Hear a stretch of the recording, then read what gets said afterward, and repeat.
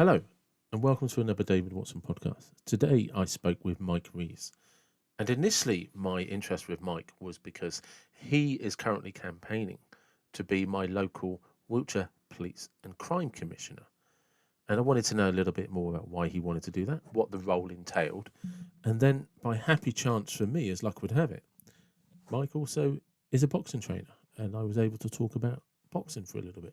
And really enjoyed it and very much appreciated his time. And if you are local in Wiltshire, I do hope you'll take the time to listen to this and everything Mike had to say.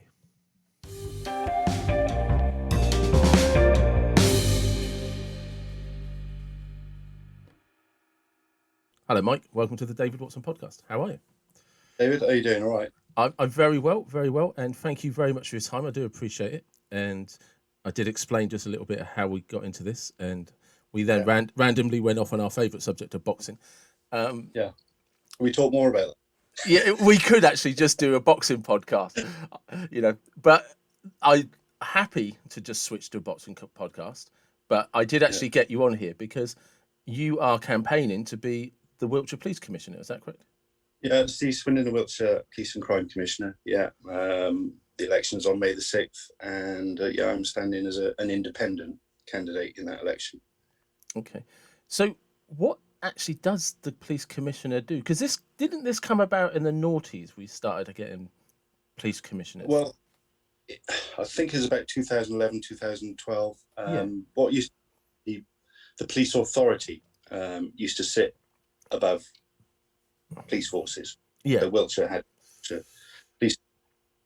I think it was Theresa May, who was the Home Secretary at the time, introduced the role of the Police and Crime Commissioner.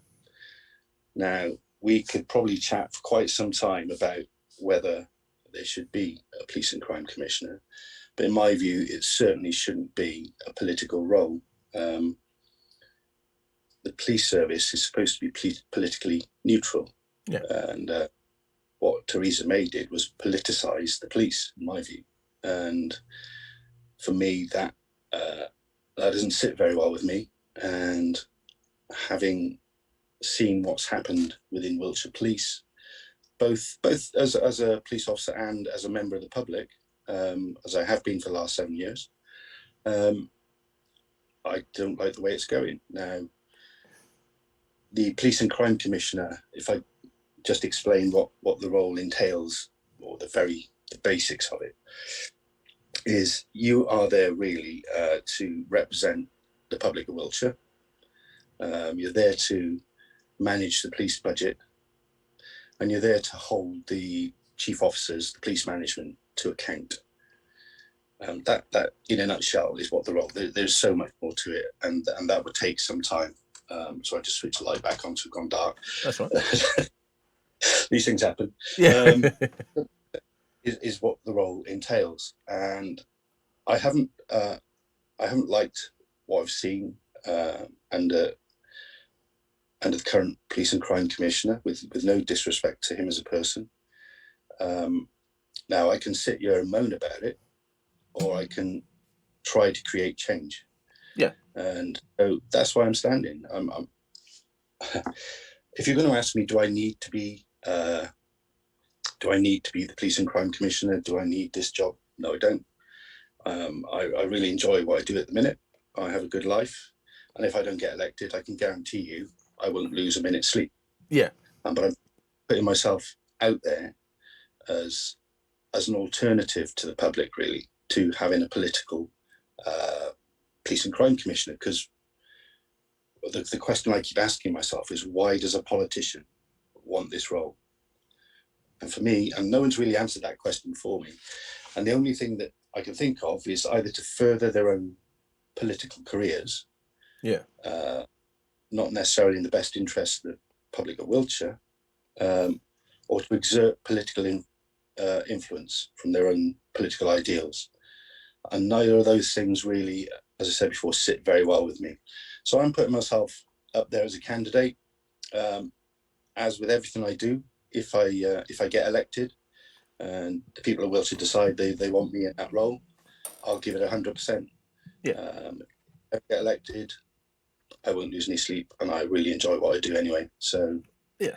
The Because that is an interesting one, because up and down the country for many years now, um, chief inspectors have often complained about politicians getting involved in police affairs, as in with yeah, like, look, let us by all means do your job, set the laws out in Parliament, but then yeah, let us police the communities and allow us to make the decisions on how that is best done, not just from the public point of view, but how best to protect our officers who are out there actually having to do the job.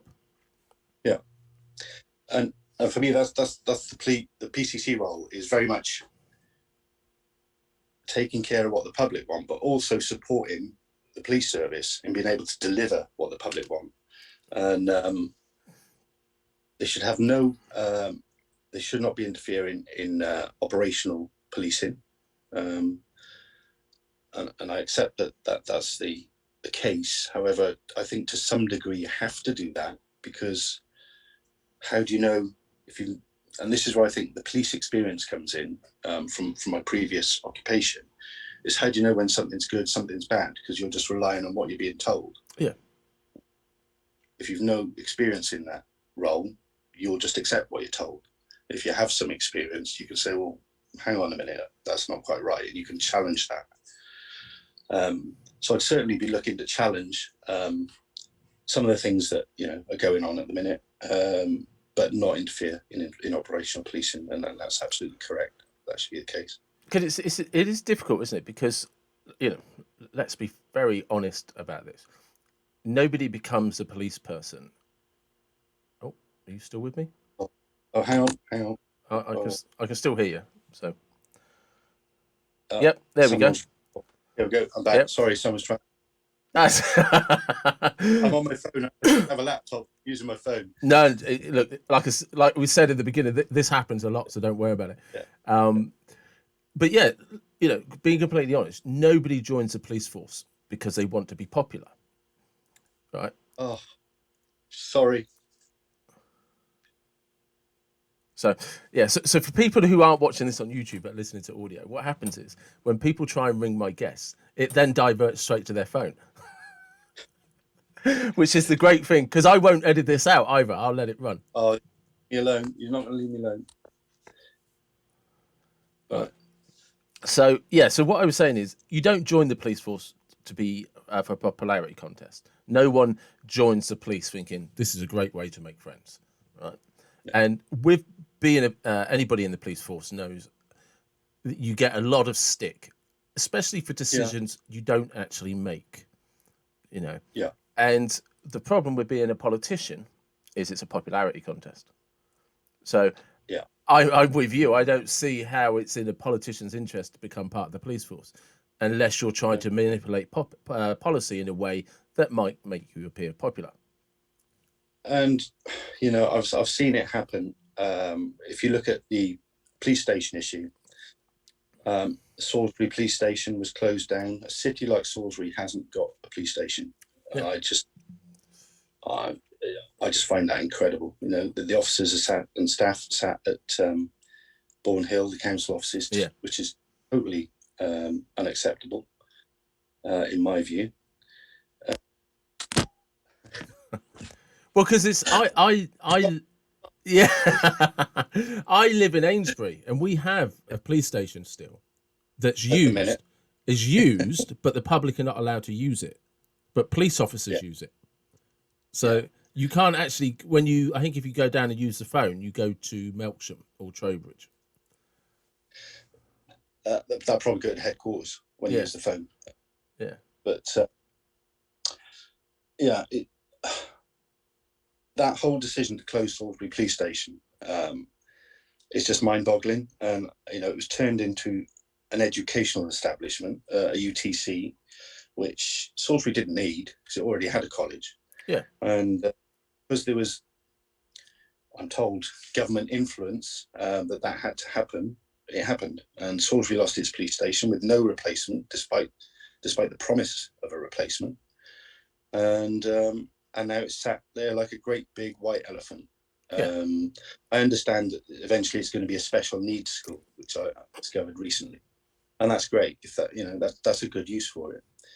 but for it to be sat there for God knows how long, I think probably over a year, when it was a functioning police station with a CID department, a traffic department, uniform response, to see it now is very sad. And that, for me, is where political influence has, well, that's what it's resulted in, is Salisbury having no police station. And now we have further police stations up for sale. And just the mind boggles. It does, because I mean, Salisbury is one of the largest cities in Wiltshire. If actually, it might be the largest, because Swindon's a separate borough, isn't it? So to not have a police station is just comical. And I know from police officers that I know that it's just the simple things, like whenever you detain somebody, it's a 45-minute drive to a police station where they can be held. And when that comes to things like drink driving, if you get caught, but it's I won't say names, because I do know a couple of police officers, but they're saying, like, if you pull somebody over on the other side of Salisbury, and they test positive when they do a breath test, it's an hour before they can get them to a police station.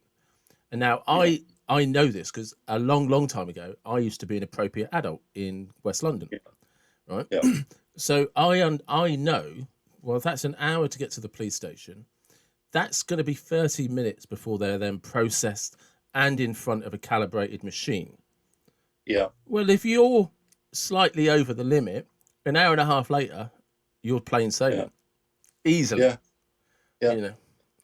And the whole process of having to take them to Melksham is it's really put officers off arresting people, if I'm honest. Well, and one of the officers in particular that, like I said, I won't name names, but he said if you know if they're just above a certain point, there's no point taking them anywhere, because the likelihood is they'll pass by the time they get to Melksham and have been processed. He said, there's just you can't get there any quicker. You can't process them any quicker. He said, and once you've done a few people, you realise, well, that hour and a half, they're going to pass their breath test by the time they get there. Yeah. When I put posts out on Facebook, it's a big issue, the fact there's no police station in Salisbury, and I understand the frustrations of the public down there, and really I'm really disappointed that what did happen in its closure. I really think that it needs to be seriously looked at to get a police station down there. And people have said, well, what are you going to do about it then? Well, that's a really difficult question to answer unless you're in the role and you can look at the police budget and see what's available finance-wise, if any, and look at alternative solutions. And but I've always gone by the maxim that every problem has a solution. Yeah, definitely. It may not be the best option, but it has a solution of some description, and that's what I would work to. In anything I do, well, a lot of what I do is problem solving. So Yeah. Well, it must be because when Salisbury was originally touted as the station was being shut down, it was going to be replaced. It was, yes. So that money was somewhere. It might even have been spent on a replacement, but it never actually ended up in police hands, should we say? I mean, that whole thing was a debacle, in my view. I know some people that were involved in the dealings around that, and they're not happy either. But I don't really want to say too much more about it than that without finding myself ending up in some litigation or something somewhere. No, I kind of familiar with the process, because before they started the Bourne Hill extensions, I used to actually work. It's 10 years ago now. It's got to be at least 10 years ago. I used to work at a day centre, which I can't, like you, I need to be very careful what I say here, because I don't remember all of the details. But the day centre, I believe, was sold by the council. There was a deal done that it would be replaced by the builders. They temporarily went into a council building in Wyndham Road, and then now at Salisbury Leisure Centre in a shared space. And the building that they used to be in at Old Sarum has been knocked down, and no one's built on that yet. and it's like, well, what happened to the money and the deal? Yeah. And Yeah. it all kind of seemed to have got lost along the Yeah. way. Yeah. And there's a lot of questions around a lot of expenditure over the last few, and for me, that's something that needs to be looked at. And I think there is a lot of wastage of money. Money is spent on good things as well, Yeah. but there is a lot of wastage of money which could be diverted into policing and benefiting the public. Yeah. So was you a police officer previously then? Yeah. I did 30 years with Wiltshire Police. I know I don't look old enough, but I can definitely vouch he doesn't look old enough. So I actually joined when I was 18. Came up Jesus. from Wales and joined when I was 18. And looking back, that is a ridiculous age to join the police because you know nothing. Yeah. You know nothing. And then all of a sudden you're thrust into this environment when you're expected to sort out people's domestic disputes, and things like that. So it was a very big learning curve for me. I was going to say, fortunately, the on-the-job training is quite steep. Yeah, and you had to adapt quickly. And so I spent most of my early years in Swindon. I was really lucky in my service to do a number of different things. Community policing, response driving. We had, for want of a better phrase, a vice squad in Swindon that dealt with the issue of prostitution. And it wasn't Miami Vice; it was Thames Down Vice. Yeah. So I did that for a few years, did surveillance, CID, burglary squad, got involved in counter-terrorism operations, and then ended up as a detective inspector, both on the CID and in drugs and gangs in the county, which is my final role before I retired in 2014. Okay. And literally finished on the Friday, wanted to do something completely different and work for myself. So started a business and I've not looked back since that time, really. So what's your business? All right, so I've got a few cleaning businesses, but the one that I predominantly work with is it deals with vulnerable adults. Yep. So generally we work a lot with social services and the NHS for people that are particularly now during this pandemic where they need to free up beds. So if their property has become unmanageable, shall we say, and it's a little grey, we go in and sort the property out and make sure it's, that if they've got mobility issues, they've got free access through the house, everything's tidy, everything's clean, sanitised. And that's predominantly what we do on a day-to-day basis. And that's really satisfying work because put the light back on. Really satisfying work because you can see how it's benefited someone and made their life better. Yeah, definitely. And I've got a great team, and I've literally just started a new business which sort of sits alongside it, supplying recycled furniture to people in that position, because a lot of the time you have to throw away their furniture. To them and low-income families. So that's my two main businesses. Then, of course, I coach professional boxers, and I have my amateur boxing club as well. Although that's on hold at the minute until measures are eased. And I run a children's charity for cancer. Oh, wow! So so the interesting thing here is everything you do is community based. Yeah, and I've always I don't know whether. Well, yeah, I suppose I like to help people. I'm not trying to put myself up as some sort of saint here, because I'm not. My language is choice at times, and I like to go to the pub and have a drink. But I'm a saint. But I'm very community spirited and like to help people, and that's one of the great things about boxing is you get people from all backgrounds come in. You'll get people that have been in trouble with the police, and you have to. It's not just about being a boxing coach; it's about being a life mentor and trying to definitely find a better path in life for them. And in one particular case, I do refer to this quite a bit. You may have heard it before, but we had a lad come in his mid-20s who constantly, he had a real bad upbringing, in fairness, and but constantly being in trouble. And then he started boxing for us. He was doing really well, and I found out that he's perhaps been using some substances that he shouldn't have been using. So I took him, basically, got him to come around my house and read him his fortune. And and said, why don't you consider joining the forces? I've never been in the forces, the police force, but why don't you consider joining the forces? And he obviously listened, because the next thing I knew, he was in to the Royal Navy. And then last year, just before the lockdown, I was fortunate enough to go and watch his pass out parade.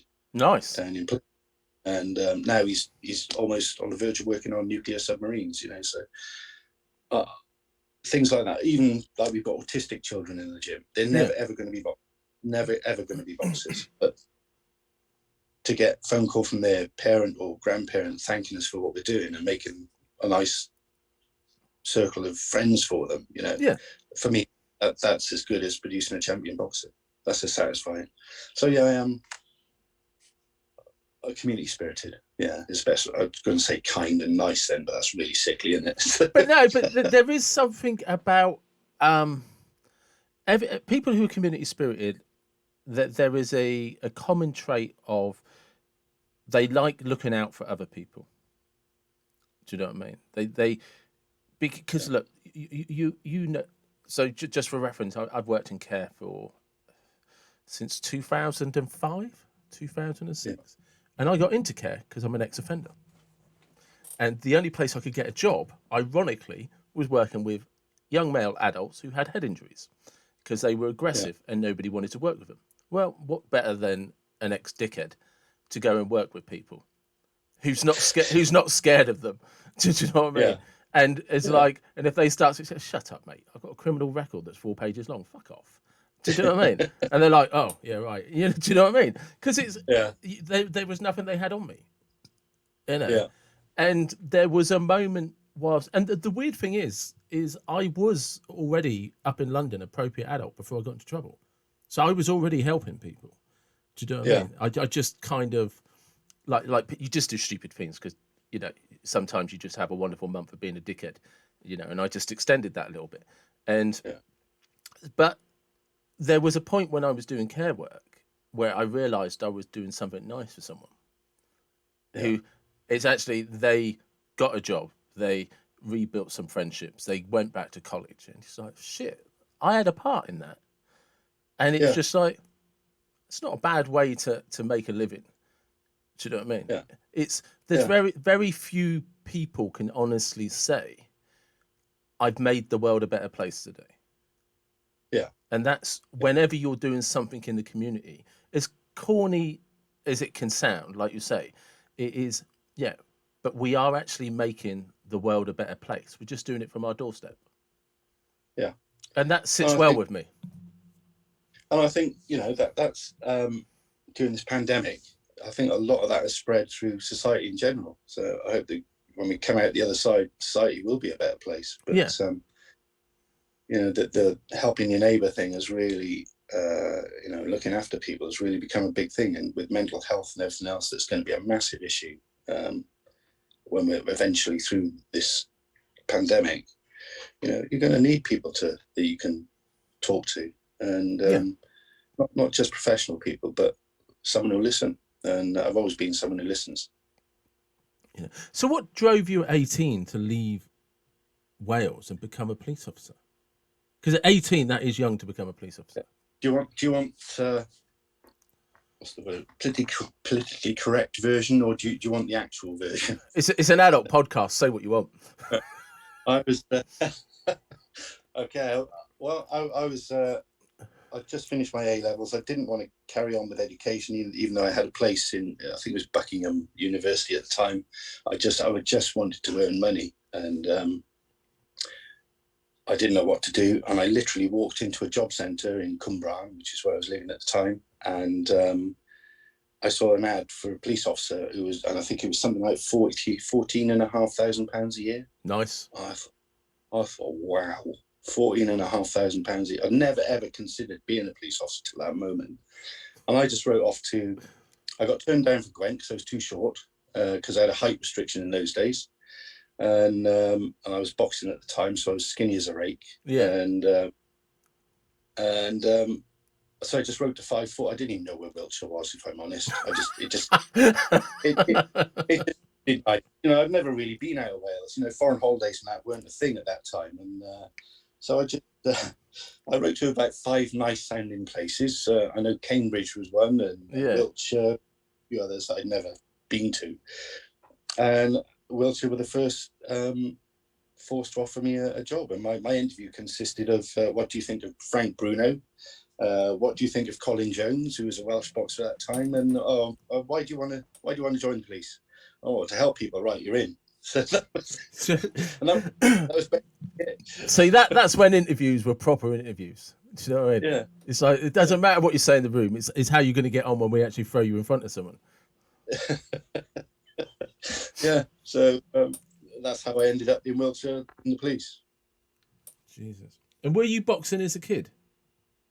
Yeah, I mean, I started boxing when I was 11 years old. There wasn't a lot to do. I was living on a council estate. There wasn't a lot of amenities, and a lot of my friends ended up, in later life, ended up in prison.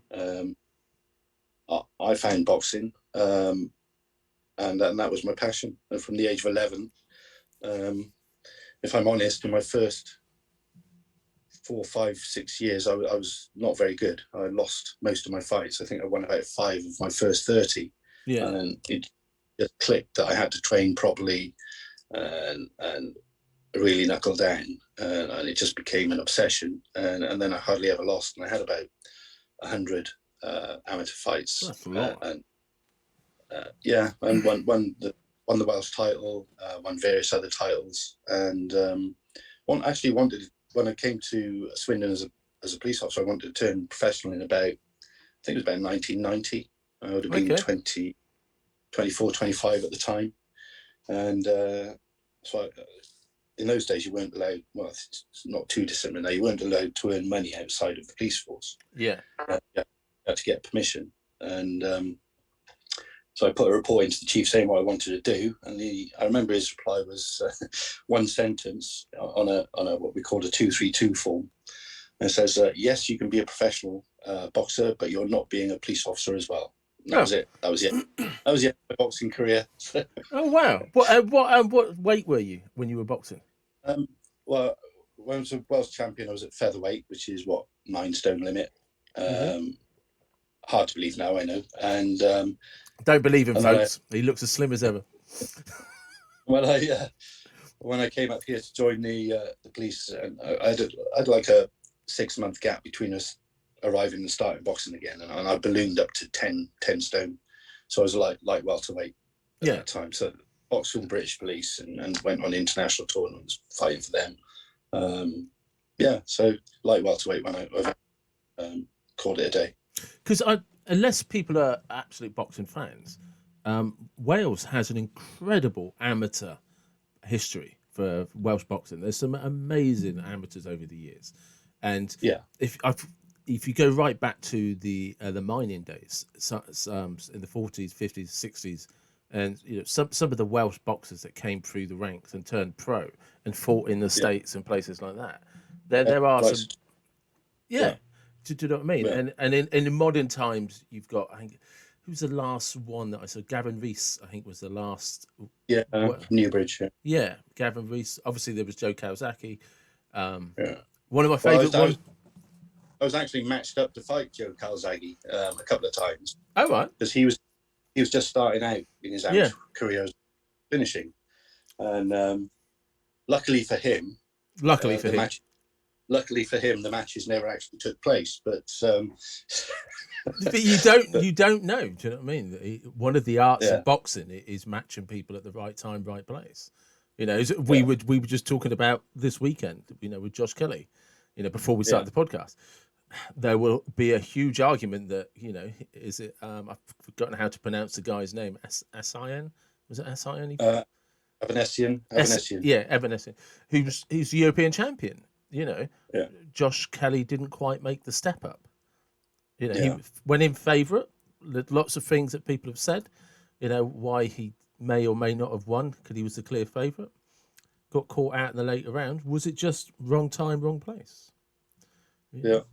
There's always someone out there better than yourself. Yeah, and many a good fighter lost only because they just got old in the ring. Some of the best fighters that you'll ever see who've lost, it was just one fight too many against somebody who was just coming to their peak as you were just on the, your peak was yesterday sort of thing. Yeah, yeah. I mean, it's a great sport, and I love it. So, in my downtime, watch boxing. So. Yeah, well, like I said, when we were talking before we started, I'm a big fan of IFL TV, and I'm always listening to the interviews with Kugan Cassius and Kumar, talking to the trainers, the boxers, and all the promoters. Who have you got in your gym at the moment, then? I've got Swindon boxer Beck Connolly, and I've got another gent. I don't want to name just yet, but it's just come in. I've got a few more knocking on the door. I'm a little bit reticent, obviously, at the minute to take too much on. Yeah. Depending on what happens today. But if I could be in the gym every day. Yeah. At the businesses and everything else that's going on. But if I get elected, then obviously I'll have to work my boxing around, and my businesses. Well, I'll have to find someone to run those. So yeah, I know, got things in hand for that eventuality. Yeah. And would you say you have any kind of genuine prospects? I mean, Beck has been in with the best. She was on in Sky Sports just when we were on Sky October time. Okay. Which oh God, Booth. No. Sorry, I can't remember. Ellie Scottney. And we got through the 6th round. Nobody gave us a chance. We got through the 6 rounds. But in women's boxing, there aren't many women boxers around. No, and she's been in with the best. She's good. And we've only started working together really since I think August, September time. And she's the only reason I got involved in professional boxing. Is I had no intention of doing that, but she came knocking on my door, and she had an ambition to win a title. And I thought, well, I want to try and help you do that. Time will tell whether that happens. But she if we got that opportunity, and we hope, we have been discussing today with the AJ fight coming up in June, that we might have a potential of being on that show. Well, that would be a phenomenal undercard to be on. It would, yeah. And I think crowds will possibly be back, or some crowds will be back at that time. Will make a difference, because it was a bizarre experience fighting with no crowd. Well, some people were saying they reckon Josh Warrington, who a fortnight ago lost, they reckon that was the lack of crowd, because he's such a hometown passionate fighter. Yeah. And he's always got that lead crowd behind him, hasn't he? But he didn't know it this time. Yeah, and I've heard a few people say that they felt that was a big part in him losing. Yeah. And for people that don't know what we're on about, the AJ fight is the Anthony Joshua Tyson Fury fight, which is technically scheduled for June, providing all things come off. Yeah. Which will probably be the biggest fight of the decade in terms of numbers. Yeah. Yeah. I mean, fantastic. But so I've got Beck, and I've got another lad. I said I don't want to name him just yet. For sure. Who's he's got a good punch on him, and we can do some work with him. And I've got some others wanting to turn pro, and I'm just debating as to whether it's the right time for them yet, especially with everything that's going on, because there's no small hall shows at the minute, so we might just keep them as amateurs for a bit longer. Yeah, because it's difficult, isn't it? Because, like you say, there are no small shows on at the moment. And I was listening to the other day on it was a boxing podcast. Is it Peter Murray? He was the king of the... Peter Murray, I'm sure it was Peter Murray. He was the king of the journeyman, he was called. He did 300 fights as a journeyman. I can't remember his name, but I think I know you're talking about. Yeah. And he was talking about, the small shows and, how he literally made his living. And the fights he felt he won, but wasn't the hometown guy, and he was there for a reason. You know, he was there to lose. And Yeah. and it was a really interesting podcast. I'm trying to remember. It was a guy, Darren, who was a middleweight, super middleweight. I can't remember his surname.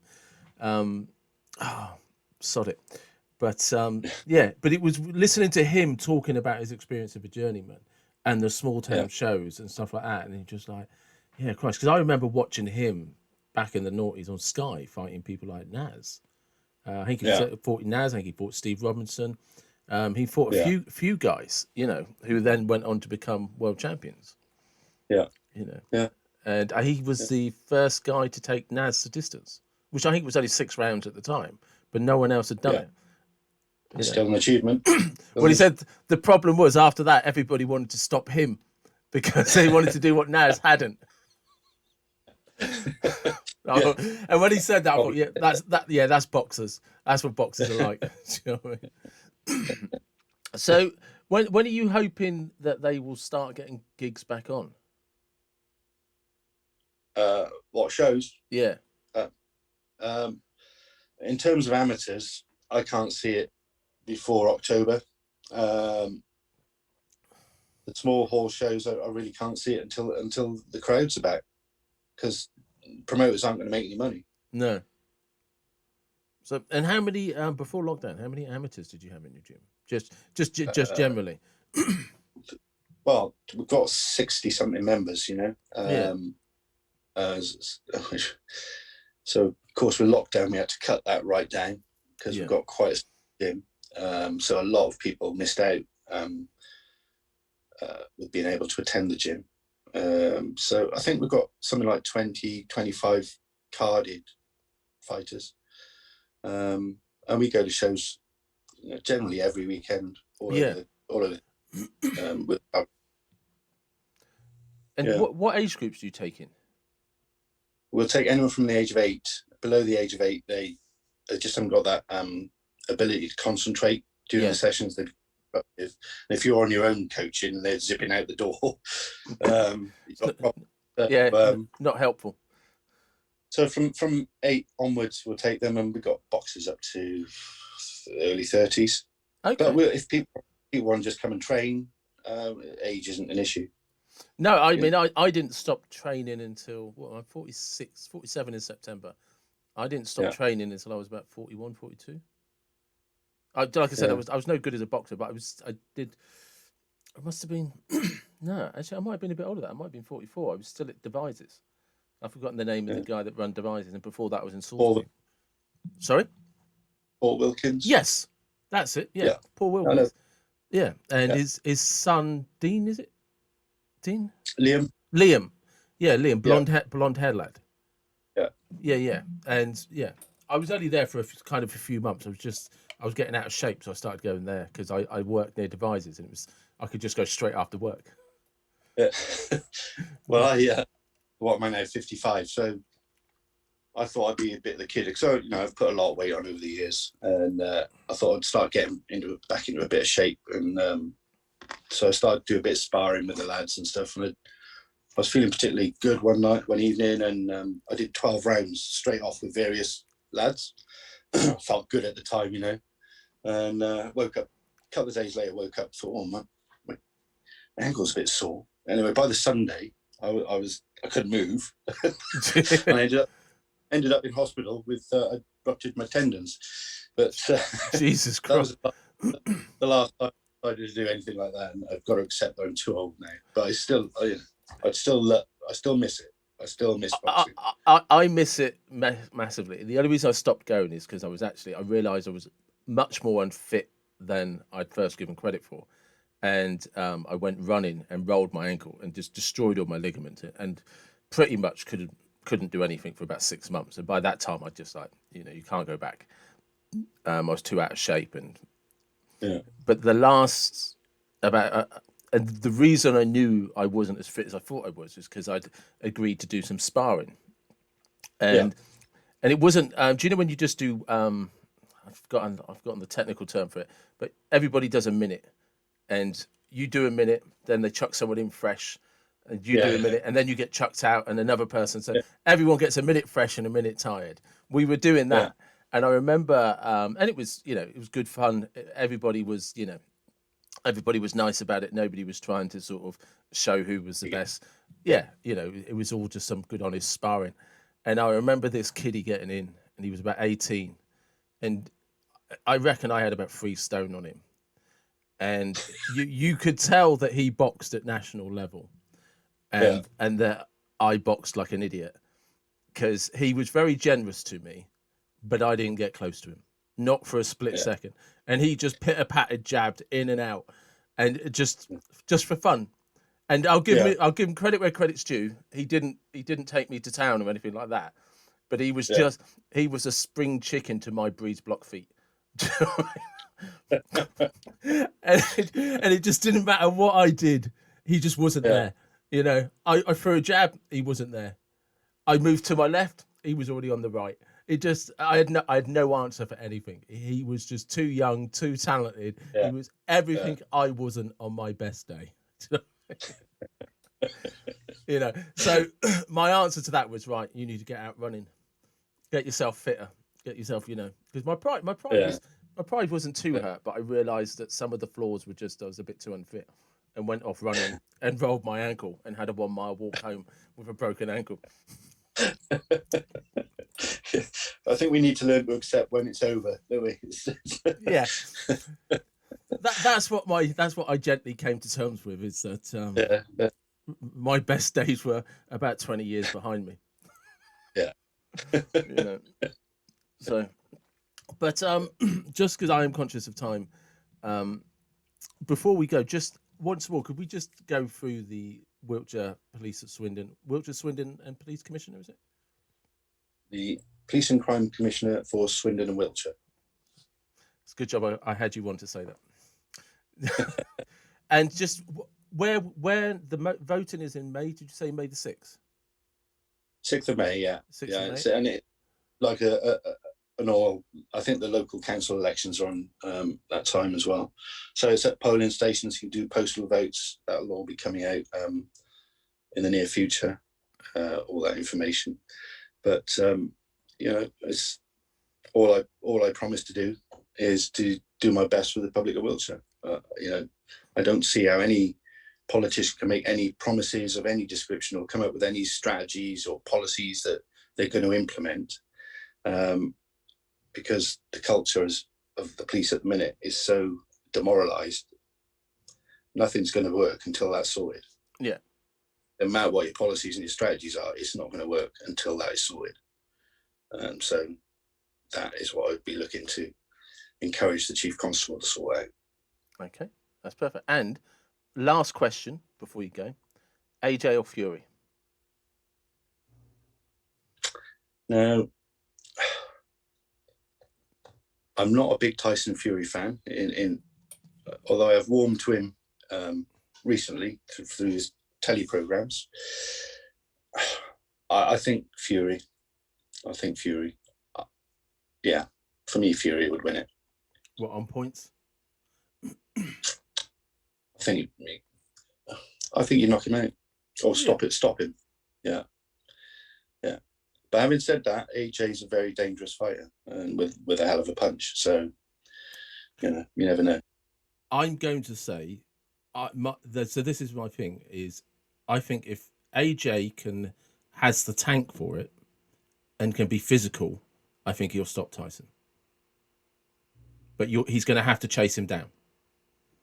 Yeah. He's not going to he won't outbox Fury. Nobody will. Yeah. But he's it'll be a hell of a fight. Yeah. And for me, Anthony Joshua's the better athlete. Yeah. Yeah. Although, for the size of Tyson, he's always done well in his previous fights and he's stamina-wise. So this is why I say I think Joshua will need the tank. He'll need a good engine in it, because Fury is deceptively fit. He doesn't look it, but like you say, never has stamina issues ever. Yeah. But Anthony Joshua, it could be a great fight because it's a genuine 50-50 one. Yeah. But I just think if Anthony Joshua has the engine and can keep it physical and chase Fury down, he'll beat him. But otherwise, he'll just get outboxed for 12 rounds. Yeah. And I would love to be on that show. So Bet Connolly, Yes. AJ, get your girl to fight Bet Connolly. And that is a great place to stop. Thank you very much. Thanks very much, David. It's been a pleasure.